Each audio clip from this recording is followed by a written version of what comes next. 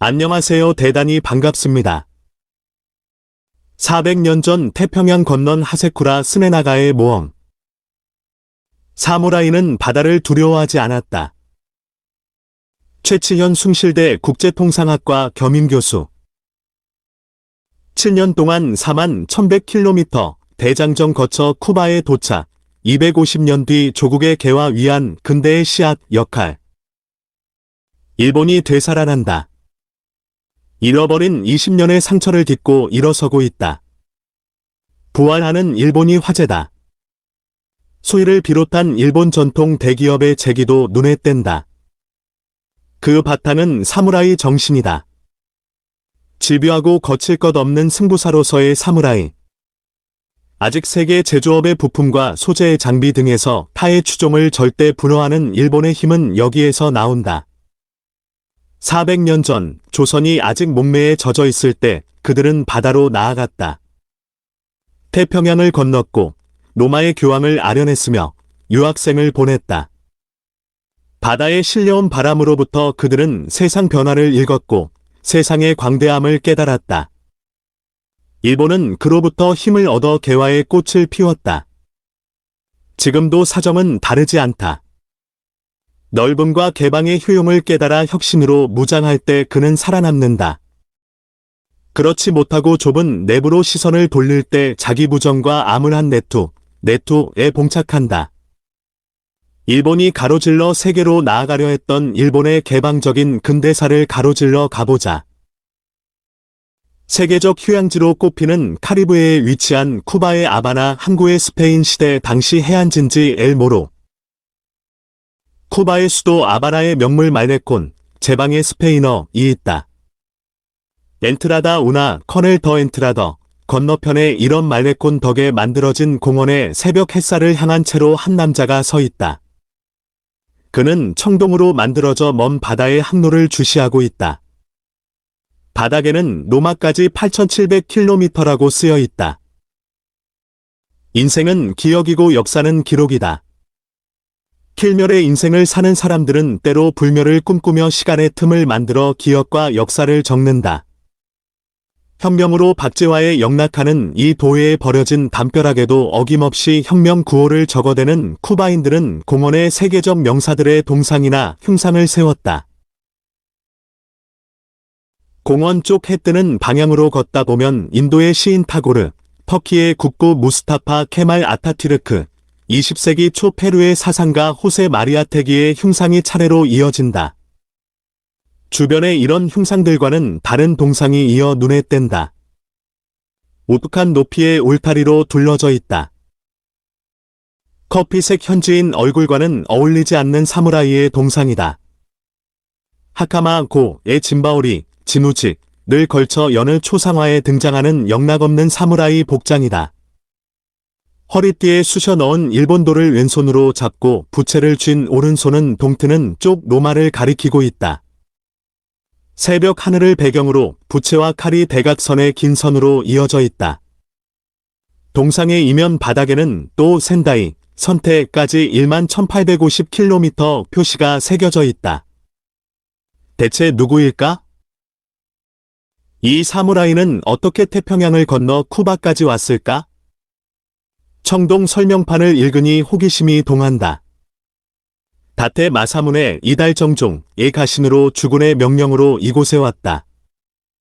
1614년에 아바나까지 온 사무라이가 있었다니 믿기지 않았다.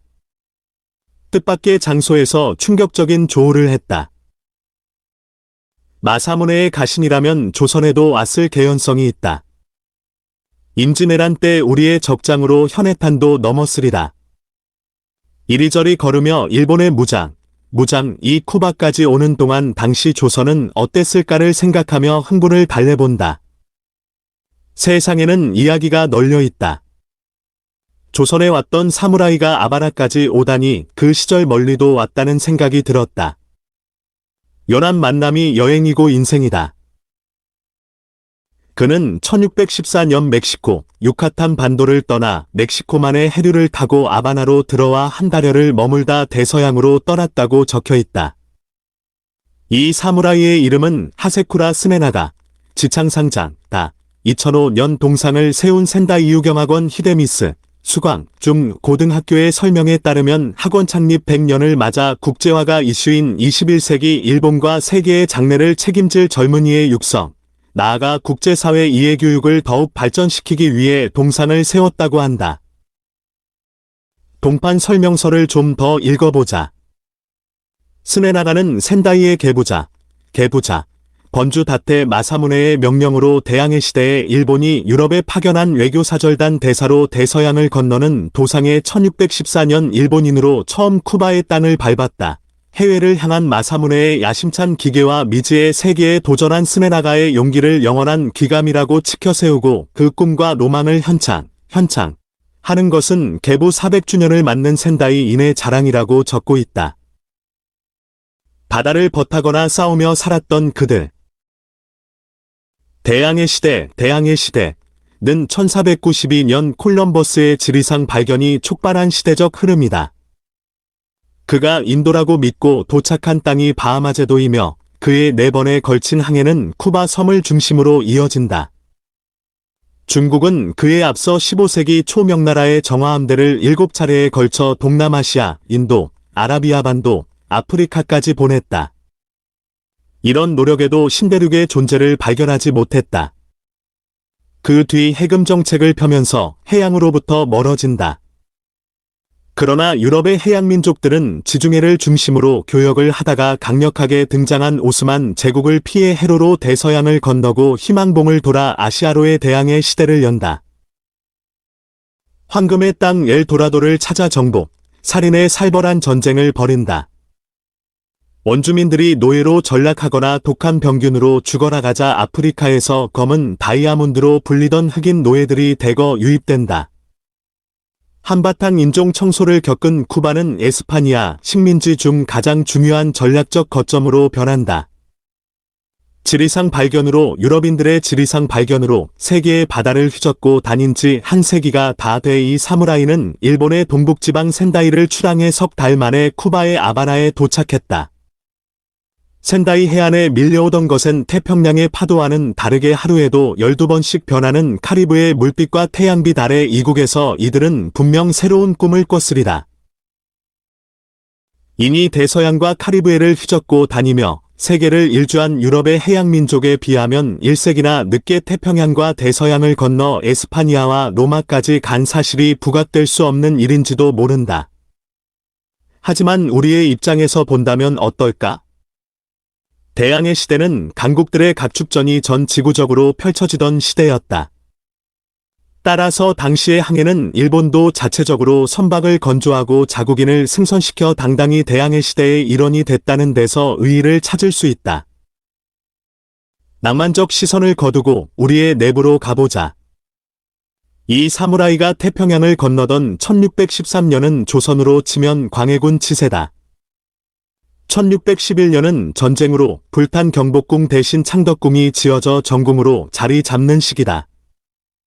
국난의 상처를 추스르던 때다. 우리 해양 역사 기록을 찾아보자.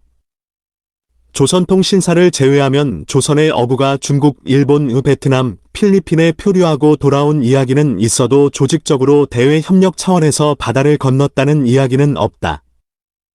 바다는 조선의 영토가 아니었다. 조선은 표류했지만 일본은 태평양을 건넜다. 조선의 배 어느 한 척도 태평양 바다로 나갔다는 기록을 찾을 길이 없다. 조선은 내부의 문제 해결에만 모든 힘을 쓰고 있었다. 그러나 같은 시기 일본의 중앙 권력이 아닌 일개번의 영주가 서양식 범선을 건조하고 일본인 포함 180여 명을 승선시켜 태평양에 진출했다. 시선과 호기심, 모험심, 더 나아가 가슴에 품은 의지의 차이가 아니고 무엇이라. 한일본 사무라이를 조명하면서 우리는 오늘의 현실을 돌아보지 않을 수 없다. 한반도의 틀에 갇혀 한 발짝도 넓게 보지 못하는 우물 안 개구리의 사고방식 말이다. 적어도 제대로 된 국제적 소통을 하고 않았느냐를 진지하게 반성해 볼 시점이다. 성찰하지 않는 민족에게 미래는 신기루에 불과하다.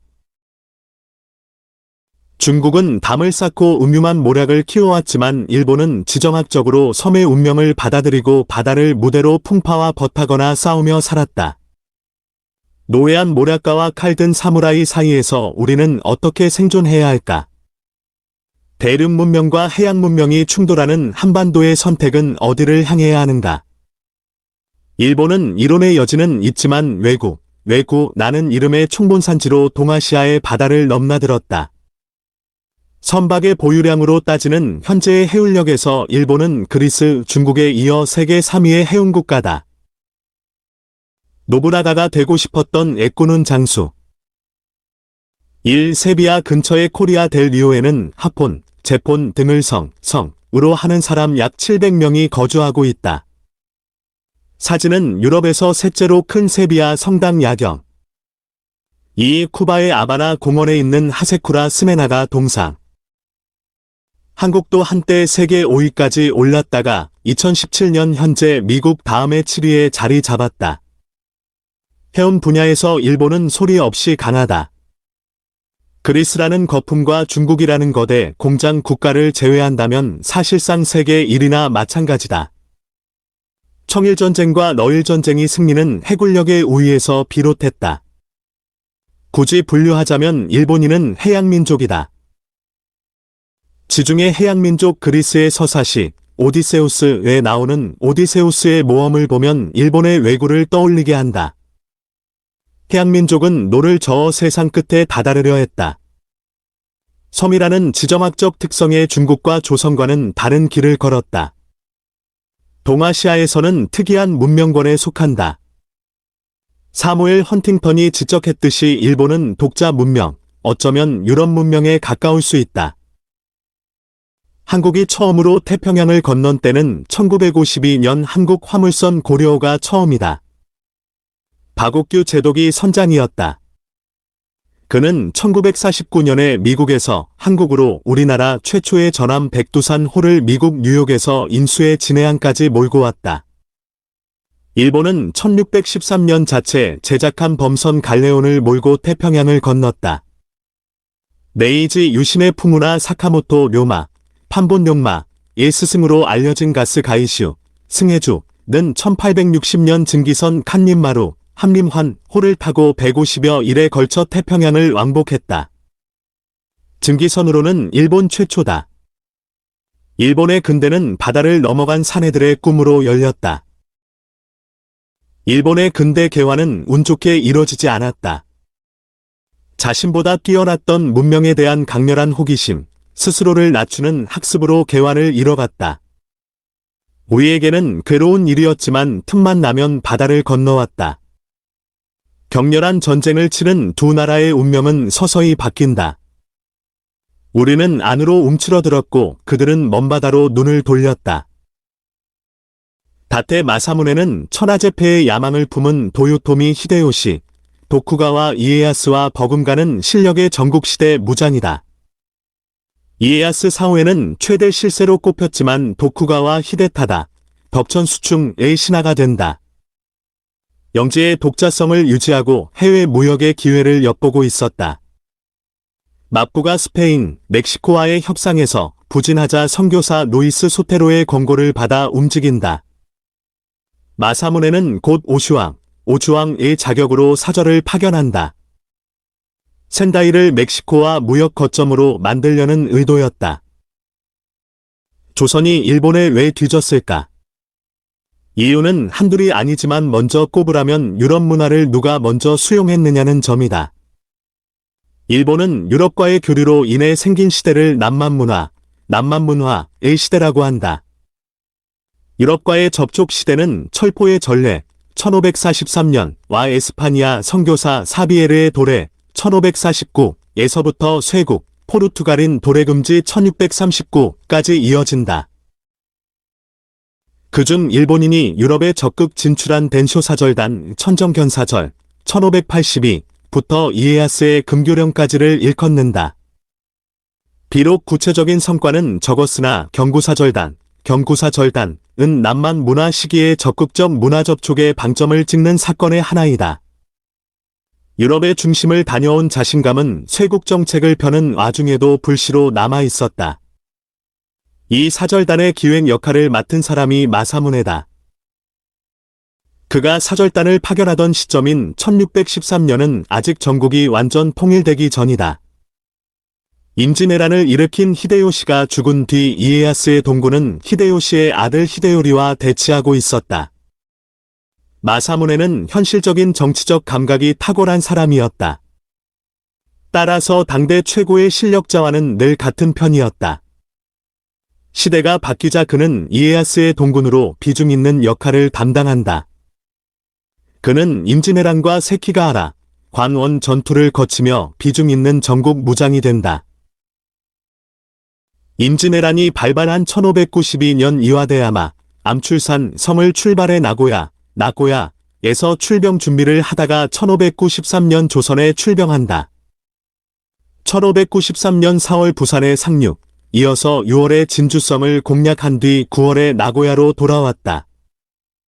조선 출병 시 여타 군대와는 다른 화려한 군장으로 이름이 높았다. 이들은 심지어 멋쟁이를 의미하는 일본어 다테모노, 이달자, 라는 말의 어원이 되기도 한다. 마음속 달을 앞세우고 속세의 어둠을 밝혀가리라. 다테 마사무네의 군이 출병할 때 화려한 행군을 보려고 인파가 운집했다. 마사무네는 애꾸는 이었다. 따라서 그런 콤플렉스 때문에 화려함을 즐겼다는 설도 있다. 그의 캐릭터는 한자로 도갈룡, 도간룡, 장수로 불린다.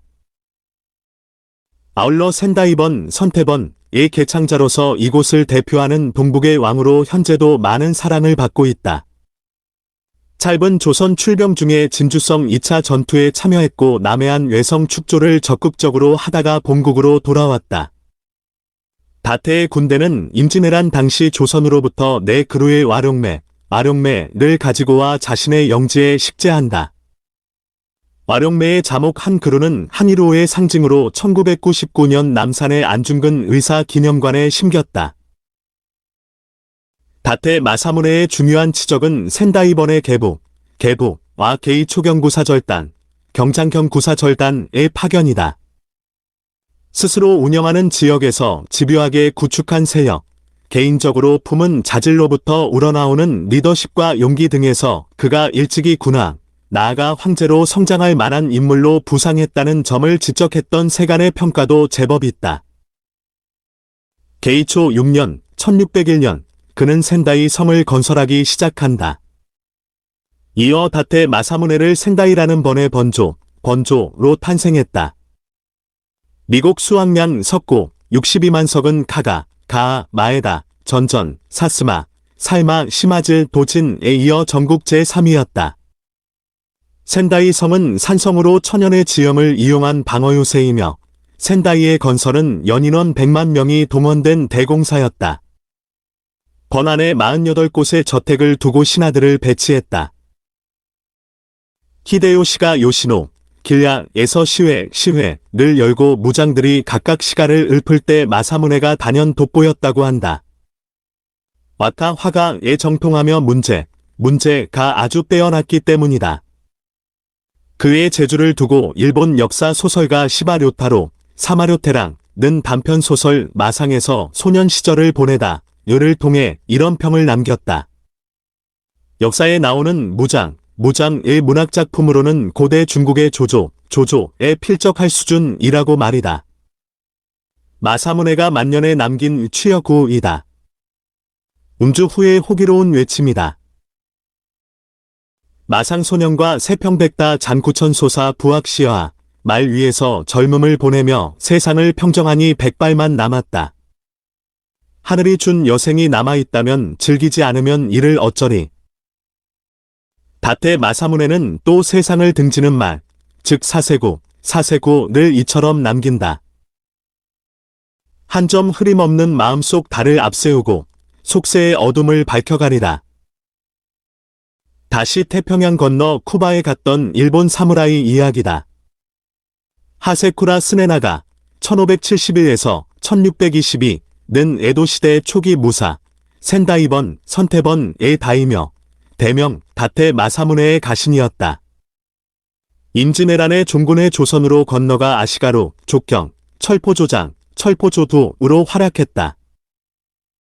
다테가 가 조선에 출병한 사실은 확실하지만 마사무네의 참전 여부는 불확실하다.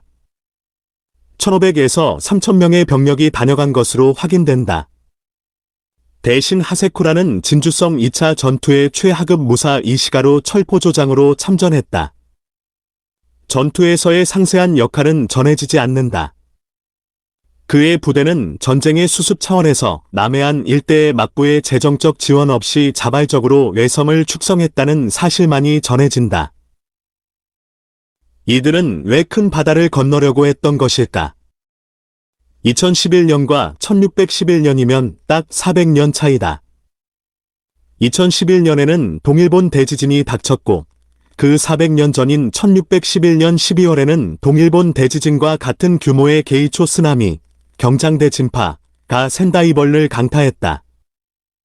이때의 재난이 유럽으로 사절단을 보내려고 했던 당시 일본의 움직임과 관계가 있으리라는 추정이 나온다.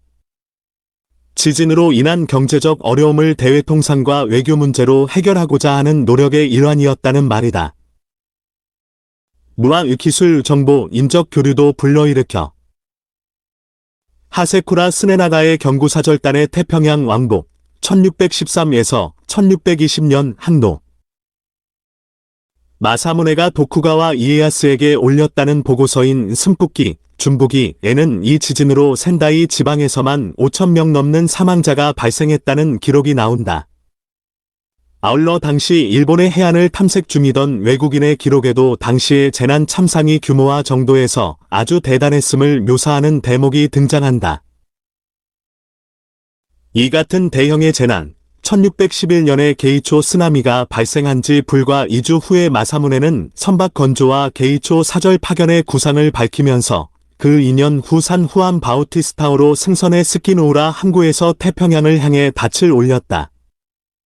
따라서 마사무네가 주도한 사절 파견은 당시에 일본을 참혹하게 덮쳤던 대형 재난과 분명히 상관관계가 있으리라고 추정할 수 있다. 사절단의 하세쿠라 스네나가를 선택한 이유도 궁금해진다. 아마도 임진왜란 때 침략군의 일원으로 출항을 한 경험, 게다가 이국인 조선에 체류했다는 사실, 또 최하급 무사 총포조장으로서 일정한 병력을 통솔하는 능력이 있다고 평가했기 때문일 것이다. 실패했을 때의 후유증을 감안해 상급 가신이 아닌 하급 무사 하세쿠라가 뽑혔다는 설도 있다. 그러나 모두 사료의 부족으로 진상을 알기는 어렵다. 번주 마사무네와 하급 무사 하세쿠라가 추구한 대외 무역과 외교는 물자의 유통만으로 끝나는 것이 아니었다. 문화 기술 정보 인적 교류도 불러일으킨다. 그리고 그것은 나라가 부흥하는 기반으로 작용할 수 있다.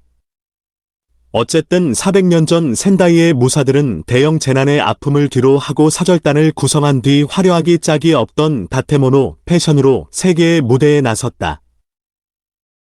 16세기 전국시대 내전을 겪은 일본은 드디어 통일을 이룬다. 센다이의 마사무네는 도쿠가와 막부 성립 후 3대 유령 영주로 떠오른다. 그는 이에야스로부터 누에바 에스파냐, 멕시코, 스페인 그리고 로마에 있는 바티칸으로 사절단을 보내는 프로젝트를 명받는다. 하세쿠라는 스페인 선교사 루이스 소테로와 함께 특별 사절단으로 임명된다. 이 사절단의 목적은 스페인과 무역 협정을 맺고 로마의 교황 바오로 5세와 스페인 국왕 펠레레 3세를 접견하는 것이다. 후에 산 후안 바우스티스타오로 불리게 되는 다테마루란 대형 갈레온선이 센다이의 조선소에서 만들어진다. 이 배는 당시 일본 최대의 갈레온선으로 배수량 기준 500톤의 전장이 55m다. 1613년 멕시코를 향해 출항한다. 약 180명이 승선한다. 구성 인원은 10명의 막부 사무라이, 12명의 센다이 사무라이, 그리고 120명의 상인과 선원이다. 40여 명의 스페인과 포르투갈인이 동승한다. 배는 순풍과 환류를 타고 90여 일 만에 북태평양을 횡단하며 순항한다. 이어 멕시코의 아카풀코에 성공적으로 도착한다. 그곳에서 육로로 멕시코시티를 경유해 베라크루즈항까지 간다. 1614년 베라크루즈에서 하세쿠라와 그의 사절은 스페인 함대로 갈아타고 대서양을 건너 스페인에 도착한다. 도해의 꿈, 일본의 무장. 하세쿠라는 사무라이 검과 활로 무장한 사절단을 거느리고 스페인의 세비야에 입성해 세비야의 왕궁 알카사르에 머문다. 그곳에는 지금도 그가 세비야 주지사를 만난 방이 남아있다. 마사무네가 보낸 서한도 아직까지 안전하게 보관 중이다. 1614년 12월 하세쿠라는 마드리드의 국왕 펠레페 3세에게 향한다. 그는 마드리드의 왕궁에서 펠레페 3세를 아련한다. 복장은 비단의 품격 넘치는 다테모노를 입었던 것으로 보인다. 날 끝에 놓고 스치기만 해도 부드러운 종이가 잘린다는 사무라이 검에 대한 기록도 남긴다. 사절단은 스페인 전체의 환영을 받고 현지인들의 큰 화제로 떠오른다. 하세쿠라는 국왕의 개인 사제로부터 세례를 받는다. 펠레페 프란시스코 하세쿠라라는 세례명도 받는다. 사절단은 8개월을 스페인에 머물다가 교황 바오로 5세를 만날 수 있는 이탈리아로 향한다. 하세쿠라는 라틴어로 된 금박까지 입힌 서한을 교황에게 전한다.